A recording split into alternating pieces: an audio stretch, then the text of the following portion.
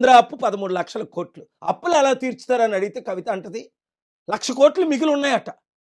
అంటే ఆవిడ కనీసం ఏబిసిడీలు కూడా తెలియదు. 1,00,00,000 మిగలలేదు. సంవత్సరానికి ఇప్పుడు తెలంగాణ గవర్నమెంట్ అప్పు చేస్తుంది 1,00,00,000 దాటి. వడ్డీ దాదాపు 50,000 కోట్లు. ఆదాయం కేవలం 2,00,000 కోట్లే. అర్థం చేసుకోండి. వీళ్ళ వలన కవిత వలన ఎవ్వరికి ఒరిగేది ఏమీ లేదు. కేవలం తన ఫైట్ కొరకు. BC SC ST Christian Muslims అందరూ ఏకం కండి గద్దరన్న చేరిన Prajashanti party. Chief secretary Danamayya గారు మాల, ఐఏఎస్ చీఫ్ సెక్రటరీ రోషయ్య గారు మాదిగ.